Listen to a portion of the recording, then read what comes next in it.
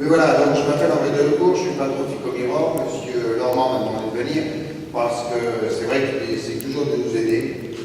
On n'arrive pas toujours à maintenir l'emploi parce que c'est compliqué, on est dans un monde compétitif. Enfin, néanmoins, on essaie de s'en sortir. L'usine, jusqu'à présent, gagne de l'argent. Bon, si on peut avoir de nouveaux projets, on se développera. Mais on est toujours aidé par le maire. Par exemple, on essaye difficilement de faire une peinture, et une peinture, c'est une sorte d'emploi, tout ce serait bien pour Dieu. Voilà, mais il nous aide toujours. Voilà. C'est pas sûr qu'on fasse la peinture, hein, je vous rassure. Enfin, je vous rassure, j'aimerais bien vous rassurer, mais c'est pas sûr, c'est compliqué. Il faut mettre 7 millions sur la table. Voilà. Bonsoir. Merci.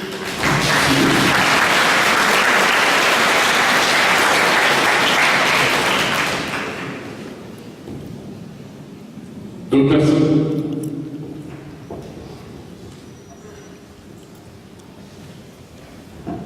Merci pour le micro. Daniel Auquiel, je suis sur la liste d'opposition, vous pouvez vous en douter, par les attaques qui sont directes dans notre mail. Alors je vais rebondir tout de suite sur une question sur HET, puisque vous venez conclure là-dessus. J'étais au conseil municipal quand vous avez annoncé le projet HET et que le président de la société HET était présent. Et il a bien parlé de 10 emplois. Le maire a dit, pour qu'on ait plus de poids pour gagner, il faut mettre 80. Et il a dit aux journalistes, mettez 80. Alors, le président d'HET n'a pas dit, il n'y en aura pas 80. Il a dit potentiellement, si dans quelques années, j'installais une usine d'utilisation de la matière première produite, eh bien peut-être qu'il y aura plus d'emplois. Mais ce n'est pas le président d'HET qui a dit 80, c'est M. Lambert. Et si vous regardez l'article du journal, c'est bien écrit, le journaliste il a fait un truc intermédiaire. Il a dit 10 et peut-être 80. Donc voilà. Alors donc, monsieur le maire a dit qu'il ne supporte pas le mensonge. Ben moi je vous dis en plein des mensonges, puisqu'il y a des témoins qui ont été là et le journaliste était présent à ce moment-là.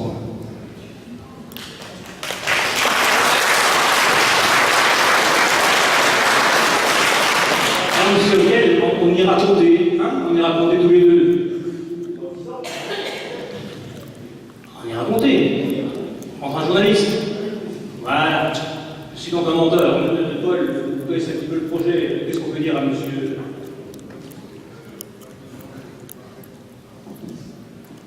Hein? Oui, parce que monsieur Auquiel disait. Monsieur Auquiel disait qu'à la réunion du conseil municipal, en réalité, c'est 10 emplois, et j'ai forcé la barre à 80. Alors, j'aurais inventé 80 emplois. Ah oui, donc c'est la démagogie qui continue, quoi. Ah oui, à fond. C'est lamentable. C'est lamentable. Quand un chef d'entreprise vous dit 80, monsieur, c'est qu'il a envie d'aller à 80. Non, non, non. Mais moi j'entends il a dit 80. Alors, bien évidemment, il y a des étapes. Il y a des étapes. Aujourd'hui, l'entreprise démarra par un broyage. Ensuite, on ira pour le granulé. Ainsi de suite. Et après, on ira sur le boulet. Sur le boulet. C'est à ce moment-là, effectivement, qu'il y aura plus d'effectifs. Mais les 80 sont annoncés. Au-delà peut-être. Au-delà peut-être. Alors, je ne sais pas où vous prenez vos informations, monsieur, mais enfin, restez sérieux. C'est tout. Et je vous l'ai dit, j'ai dit au jour, vous parlez bien, mais faites attention parce que vous allez rendre des gens malheureux. Hein, vous allez leur faire croire aux paroles, hein, et vous risquez finalement de mettre beaucoup de gens en difficulté.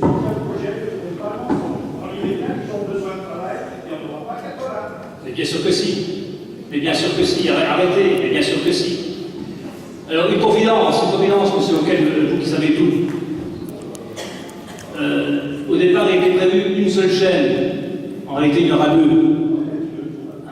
Au départ, c'était une. Arrêtez. Non, je ne suis pas menteur, j'ai pas menti. Je vous ai écouté hier soir, vous faites bien rire. Et vous faites peur pour la commune. Non, voilà, c'est 80, on ira compter, monsieur Auquiel. On ira compter. C'est bien. Vous êtes très positif. Pour aller de 10, c'est 80. Si vous voyez l'avenir comme ça, je vous plains. Enfin, si vous êtes content de vous, c'est le principal. D'autres questions? Jean-Marie Teresco. D'autres questions? Dominique Toussaint, de la liste d'opposition. Donc j'aurais une question très simple à poser à propos de la communauté de communes. Vous avez longtemps lutté contre la communauté de communes pour une scission. il y a eu beaucoup de dégâts. Comment envisagez-vous l'avenir avec la Comcom et quelles actions concrètes mettrez-vous en place pour être positif? Très bonne question. Merci, M. Toussaint. Merci de cette question. Alors, la communauté de communes, c'est une communauté qui est très grande. J'y ai cru, je me suis battu pour la construction de la communauté de communes. Je me suis battu. Parce que j'estimais qu'une communauté de communes cantonale, c'était insuffisant. Et d'ailleurs, Bernard François vous donnait l'explication, voilà quelque temps. Quand on se marie, il faut s'aimer. Enfin, moi c'est le cas, j'ai ma femme, mais j'en suis heureux, je veux que ça dure. Et il n'y a pas de l'intérêt, et la communauté de communes c'est pareil. On s'est rendu compte que les engagements qui avaient été pris quand on a créé la communauté de communes n'ont pas été respectés. Il faut, bien sûr, être équitable sur le territoire. Et quand j'avais été voir une personne à Metz, à l'époque, qui était à l'initiative, cette personne a travaillé de façon à tout ramener dans son canton, près de sa commune. Et si vous voulez, au départ, eh bien, on ne dit rien, on fait les comptes, et Bernard François vous l'a expliqué, c'est clair. C'est quand deux cantons, Albestroff et Dieuze, donnent 50% de fiscalité, et quand on en retire moins d'un tiers, j'ai des comptes à rendre à la population que je défends. Et effectivement, j'ai eu le courage de demander la scission. Et pour preuve, c'est que la scission n'a pas été acceptée. Pourquoi? Parce qu'ils se sont rendus compte que si les cantons d'Albestroff et de Dieuze créaient leur communauté de communes, eh bien, on aurait eu des charges de structure beaucoup moins importantes et on se serait beaucoup mieux débrouillé. Et donc, voyant que le divorce n'était pas possible, eh bien, je vais encore discuter avec le président Angès le jour. Ils veulent nous garder de garde, mais par contre, on sera vigilants. Et moi, j'espère que les contribuables que nous sommes, eh bien, auront le retour. Il est normal qu'un territoire se construise sur des bases solides, mais il faut aussi la confiance. Et en discutant avec les uns et les autres, beaucoup ont compris notre démarche. Mais par intérêt, effectivement, à la petite commune avec le siège, donc qui est déjà un gros siège qu'il faut chauffer avec 3 multi-accueils. Il y a 3 multi-accueils d'un côté et d'un peu de l'autre. C'est sûr que si on avait fait la division, vous savez, je sais très bien compter. Et je savais très bien qu'on pouvait très bien fonctionner, on pouvait faire autant, si ce n'est plus, en diminuant les impôts. Donc je l'ai fait par courage. Effectivement, je l'ai fait par courage, c'est courageux, mais un élu doit avoir du courage, et je ne le regrette pas du tout. Pas du tout. Mais si vous voulez, nous sommes une commune, nous avons de bonnes relations. Paul Benoît a été remarquable parce que même quand on demandait à la scission, il n'a jamais fait la différence entre les projets communautaires et les projets communaux. C'est normal. Bernard François, qui est vice-président donc, de la commission de la culture, a fait de même. Moi, j'ai toujours assisté aux réunions. Effectivement, je demandais la scission pour que notre secteur soit défendu.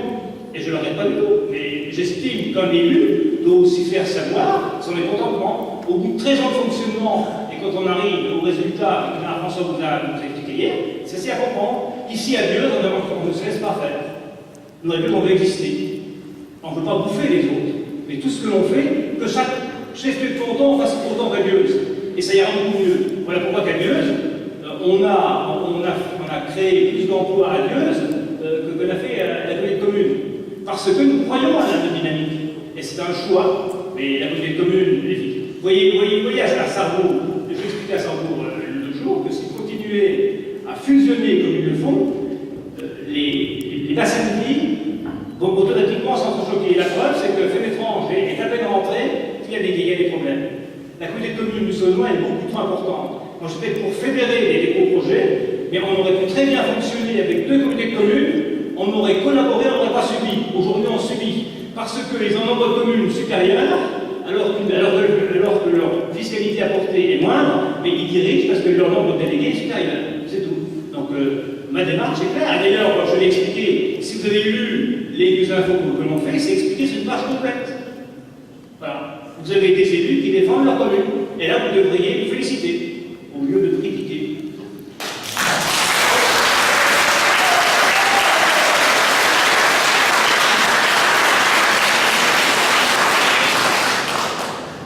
Donc, votre réponse est claire.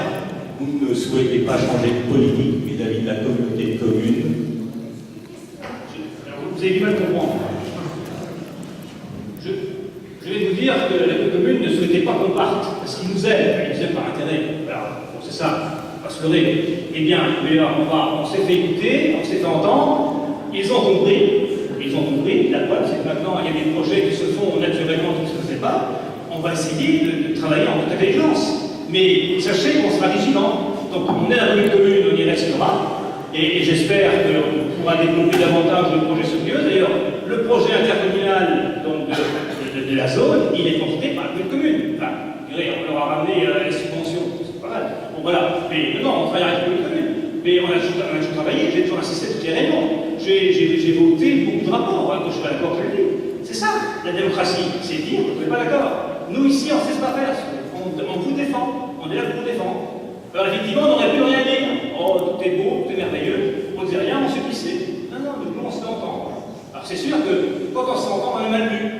Alors, on vous a dit, Laurent, il est coupé. Non, je n'ai été coupé personne.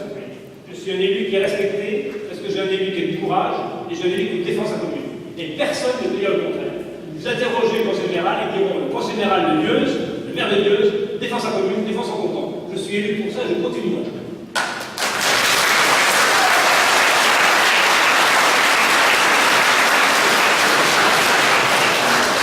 D'autres questions? Oui, s'il vous plaît. Je voudrais réaffirmer ce que j'ai dit hier soir au retrouvailles à propos de la communauté de communes, pour ceux qui n'étaient pas là hier soir. Ce que j'ai dit hier soir à propos de la communauté de communes, c'est que nous étions un peu des laissés pour compte. Vous êtes bien d'accord? C'est bien ce que j'ai dit. Puisque nous recevons beaucoup moins que nous donnons. Et pour l'avenir, j'ai aussi évoqué l'avenir, j'ai dit que si nous étions considérés un peu mieux que nous ne l'avons été depuis 6 ans, nous ne demanderions certainement plus le retrait. Si nous devions continuer à être considérés comme cela a été, eh bien, nous continuerons à demander le retrait.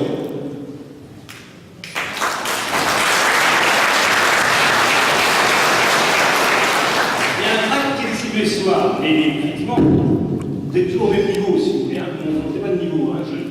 J'ai la tristesse pour vous. Mais que les électeurs le sachent. Emploi. Pourquoi créer une nouvelle dossière pour Nancy alors que le reste est indisponible sur la zone actuelle et qu'en plus la commune dispose de 50 hectares sur le monde d'Ergaville. Vos chiffres sont faux déjà. Hein. D'accord? C'est faux. Non, mais c'est faux. Non, mais c'est faux. On n'a plus de terrain disponible. Mais arrêtez de dire des mensonges. On n'a plus de terrain disponible. Je ne dis pas qu'il n'y a pas 40 hectares de disponibles qui sont en location à un agriculteur. Non, je parle de terrain. Je parle de terrain. Il faut qu'on crée une zone, il faut qu'on crée une nouvelle zone. On n'a plus de terrain disponible. Quand on industriel vient, il faut qu'on ait un terrain qui soit prêt donc pour lui construire un bâtiment. Vous l'avez compris ça? On n'a plus de terrain disponible.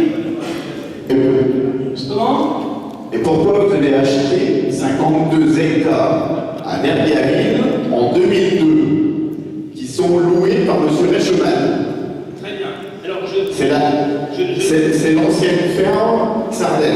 J'ai pas fini. Monsieur Lang, vous aurez la parole, pas de problème. Et vous aurez plusieurs fois la parole si vous voulez, parce qu'ici on ne limite pas les paroles. Hein, parce que chez vous, on a du mal à parler. Chez nous, vous parlerez quand vous voulez et comme vous voulez. Il n'y a pas de problème, on a toute la nuit. Alors, vous dites des entrées. Acheter 80 emplois promis pour 10. Mais bon, c'est 80 emplois, on ira les compter, monsieur Auquel. Retia, alors écoutez-moi ça. Mais alors là, franchement, vous êtes bon, là, vous donnez du grain mou. Hein. Les électeurs, votez bien dimanche. Hein. Retia qui aurait cédé les terrains à la ville sous condition de non-recours. Si le site devait être dépollué, le coût serait alors supporté par votre ville. Mais n'importe quoi. Mais allez interroger la terre, mais vous n'y connaissez rien. Vous n'y connaissez rien. Vous êtes lamentable. Lamentable. Mais c'est faux. Interrogez la terre, mais non. Mais tu ne connais rien. Tu n'y connais rien. Tu n'y connais rien. Tu n'y connais rien. Tu n'y connais rien. L'Adréal est un organisme qui est sérieux. Oh, tu connais tout. L'Adréal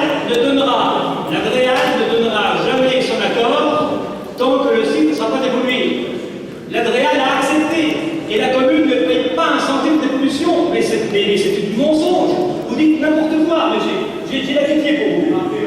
J'ai de la pitié pour vous. Alors, je vais te dire, j'ai dit, alors je vais t'expliquer parce que t'as pas tout compris, Roger, mais je vais t'expliquer, t'as pas tout compris. Je vais t'expliquer, Roger. Il y avait trois conditions pour que le site Rétia soit cédé. Première condition, c'est que la commune de Dieuze demande un bail très clair. D'accord. Deuxième condition, que la commune de Dieuze s'engageait à ne pas faire de recours s'il y avait un problème. Ce à quoi attends, mais tu sais pas ça, Roger. Ce à quoi la Réal te dit, c'est très adroit de notre part, parce que là, vous allez mettre Rétia devant le fait accompli, alors que c'est pas légal. C'est-à-dire qu'un site que vous pouvez donner, le site Adréal donne son accord. Et l'Adréal donne son accord, si le site est évolué. Alors rassure-toi, la garantie de la commune, c'était pour pousser Rétia donc à un accord, mais qui n'engage aucunement la commune de Dieuze. Et troisièmement, on s'engageait à construire un bâtiment. Voilà. Ça, sache-le. Alors, si tu connais Adréal, tu les connais très mal. Parce que je peux dire qu'Adréal est un maître d'État qui est sérieux. Voilà. Bon, c'est bien. Parce que quand je vois Roger Henriet, il débute. Il connaît que ça. Alors, à la dernière Assemblée Générale de l'Amicale des Salis, je leur ai dit, arrêtez de parler des buts. Si vous êtes positif, sois pas positif. Si vous êtes positif, arrêtez de parler des buts. Parlons d'avenir, parlons d'emploi, parlons d'espoir, ne parlons des buts. Effectivement, tu as gagné ta vie grâce aux buts, on l'oublie, on garde les buts, on les a couverts. Je suis très heureux qu'aux générations qui ont travaillé à Châteauneuf, aujourd'hui les buts sont là, elles sont gérées, elles sont très bien gérées, elles sont recouvertes, les eaux sont canalisées, elles sont canalisées, donc les buts, elles sont là. Moi, on parlera des buts, et mieux ce sera. Enfin, c'est bien, vous en parlez, c'est très bien. En fait, sans très caisse, beaucoup de promesses, on n'a jamais vu la queue du cheval. Ben, c'est bien, Bernard vous a annoncé la queue du cheval. Il y aura plusieurs chevaux. Voilà. Donc il y aura plusieurs queues. Voilà. Toujours, voilà. Les mensonges continuent. D'ailleurs, l'architecte était déçu quand elle est venue à la mairie, elle pensait qu'on ne le ferait pas. Elle était déçue quand elle est venue, cela se faire. Alors toujours, quand on parle des années 90,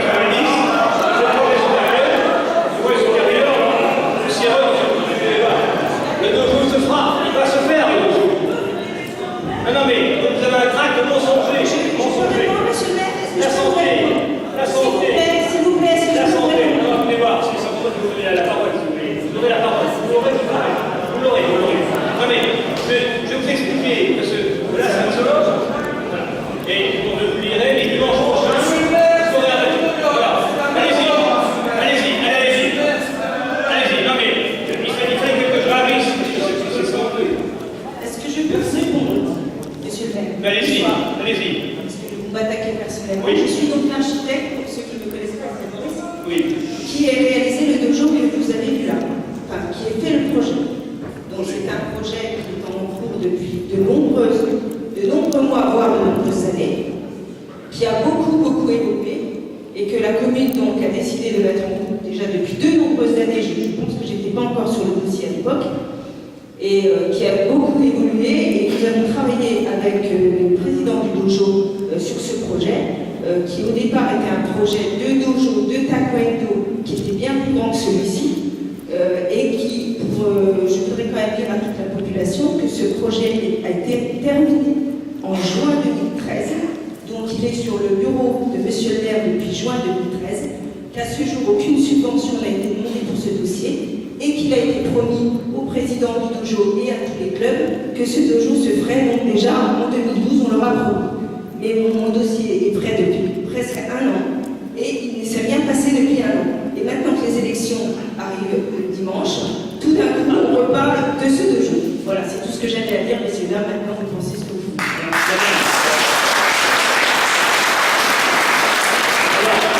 Madame Maurice, le projet de au départ était beaucoup trop coûteux. Vous avez été vexé parce qu'on vous a fait refaire la copie plusieurs fois. Voilà. Il y avait des architectes qui travaillaient beaucoup moins cher, et à la limite, on aurait peut-être dû faire un autre choix.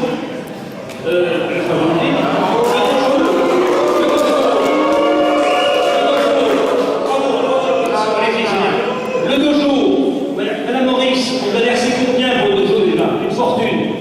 Une fortune. D'ailleurs, M. Morand est là, donc à la limite, voilà. C'est bien, parce qu'il faut que ça sache. Vous avez versé les honoraires de l'architecte, c'est-à-dire de mon cabinet, pour les gens qui ont travaillé des mois et des années sur ce dossier. Je ne vais absolument pas voler mes honoraires. C'est un dossier qui a été travaillé, retravaillé, refait et refait. Et pourquoi? Vous avez... Parce qu'il doit les Pourquoi? Parce qu'au départ, il y avait plusieurs clubs et il était d'accord avec les clubs de faire un centre sportif à partager par plusieurs clubs de la commune. Et petit à petit, il s'est avéré que les clubs ont disparu au fur et à mesure du projet et que de 800 mètres carrés, nous sommes arrivés à 400 mètres carrés. Donc le coût évidemment a été diminué de moitié, forcément. Donc on m'a fait refaire le projet, alors que moi j'avais absolument rien demandé, puisqu'à l'époque on est venu me chercher pour faire un projet de club, multiples de clubs, qui aujourd'hui s'avère être un petit club de judo de 400 mètres carrés. C'est votre choix, monsieur le maire, je ne critique pas ce choix-là. Ce que je voulais dire, c'est votre choix, ça ne me regarde pas. J'ai fait mon travail, je pense, correctement. Déjà, ce que je regrette juste, c'est que ce dojo, vous l'avez promis à toutes les réunions, et moi, on m'a simplement dit clairement, j'ai bien compris qu'au mois de juin l'année dernière, on m'a clairement dit ce dossier ne se fera pas, vous pouvez le mettre dans vos archives. Et tout d'un coup, là, cette année, on ne sait pourquoi, ce dossier ressort. C'est tout, je veux dire la vérité. Maintenant, la vôtre, Alors, je vais demander à la présidente du club de judo. J'ai assisté aux assemblées générales et j'ai promis au club de judo la dernière assemblée générale. On se posait des questions. Alors pourquoi la prise de retard? Parce que comme nous devions hériter de bâtiments militaires, parce que nous, on ne construit pas pour construire, on réfléchit. Et comme il était question de recevoir des bâtiments militaires, on s'est posé l'heureuse question de savoir s'il n'y avait pas intérêt à transformer les bâtiments, d'accord, que de construire un nouveau. Nous avions aussi le projet du Lidl, on espérait aussi utiliser la salle du Lidl. Donc je pense que la réflexion était bien. Et puis d'autre part, on a dû faire refaire les copies parce qu'on a vu un autre projet qui était beaucoup moins coûteux, on a Maurice, essayons de faire un projet moins coûteux. Parce que nous, on aime bien les projets moins coûteux, si vous voulez. On n'aime pas le luxe, on aime bien ce qui est utile. Si la présidente de dire quelque chose. Oui, tout à fait. Le permis a été accepté. Le dossier est en cours, donc on devrait, je pense, cette année, en tous les cas, entamer effectivement la construction du dojo. On attend un seul document, on attend la notification de la région. Comme quoi, vous voyez, on va interroger la région, on leur demande sans cesse. On aurait bien aimé démarrer le jeu parce que depuis le temps, ce club attend, mais le dojo aura lieu, et quand vous êtes venu tomber des nuits, on vous dit qu'on vous le ferait, vous avez une idée proposée. On va le faire, il n'y a pas de problème. On va le faire, et c'est normal, parce que. Oui. Oui, mais vous allez faire beaucoup de choses vite. D'ailleurs, à mon avis, je ne souhaite pas pour les gens qui ont besoin, mais tout ne se fait pas aussi rapidement. Le dojo en question, il est vraiment en réflexion, honnêtement, depuis 2 ans et demi, 3 ans. Effectivement, il y avait un projet à l'époque qui avait existé, il était pharaonique, et comme nous respectons l'argent du contribuable, eh bien, nous avons préféré attendre. Et effectivement, l'opportunité du Lidl aurait permis d'avoir un dojo beaucoup moins cher. Et comme le Lidl, pour un autre et le propriétaire n'est pas Lidl, voilà. Donc on s'est posé des questions, aussi des opportunités de bâtiment. Et on ne peut pas nous reprocher de saisir cette opportunité pour que le coût soit important. Mais le dojo se fera. Pas de problème.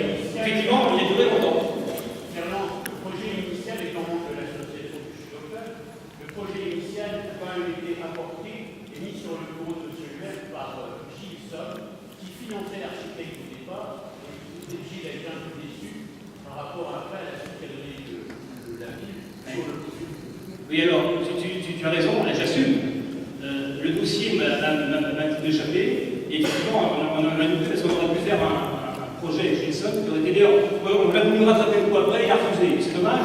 Oui, je comprends, mais tu sais, bon, voilà, c'est sûr, quand on a des bonnes gens. Mais le projet se fera. Et moi, je regrette parce que là, n'ait pas été effectué. Alors ça, c'est vraiment dommage, parce que c'est un beau projet.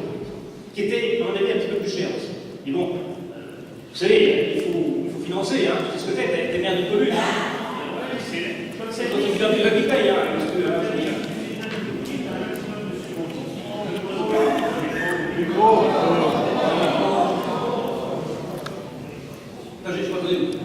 Je dis, comme tu sais très bien de l'économie, comme tu l'as dit tout à l'heure, il y aura un maximum de subventions, ce qui fera que ça coûtera le moins cher possible à l'association du judo club.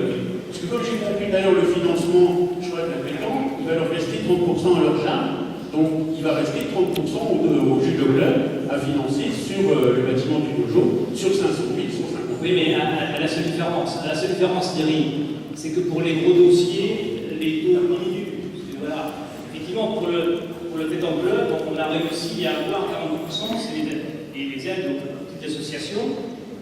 Alors on peut avoir 30%, la commune de 30%. Sur un gros projet comme celui-là, à part le pacte, il n'y a pas d'autres subventions. Et le pacte, eh bien, on avait besoin aussi pour d'autres investissements. Donc c'est pour ça que les subventions, ce que j'ai entendu hier, ça m'a fait rêver, les subventions deviennent rares. Effectivement, ce qu'on a vu du CRSD, c'est exceptionnel, parce que c'est lié au départ du régiment. Vous savez, moi j'aurais préféré que le régiment reste et qu'on ait des enfants dans les écoles, qu'on ait des clients dans les commerces, qu'on ait des maisons, des appartements qui soient habités, qu'on ait du pouvoir d'achat. Parce que le 13, c'est 30 millions de pouvoir d'achat qui ne sont plus dépensés dans le secteur. Et il faut penser à ces réflexions-là. Il y a des commerçants qui ont dit qu'eux n'avaient rien ressenti. Le départ du 13 est terrible. Bon, c'est la vie. On a bien vu le départ de Cuba, il faut rebondir. Et effectivement, les subventions sont très dures à avoir quand le montant est assez important. Et là, on ne va jamais, enfin, on attend, on a un de la région, mais vous savez que la région, dans 1 million 100 Pompidou, la région, elle fait comme toute collectivité. Le président de la région, ben, il gère, et quand on gère, on diminue. Et malheureusement, tout le monde en pâtira, y compris les associations. Donc il faut faire attention aussi de ne pas démobiliser les associations. Donc, il faudra qu'on trouve un compromis.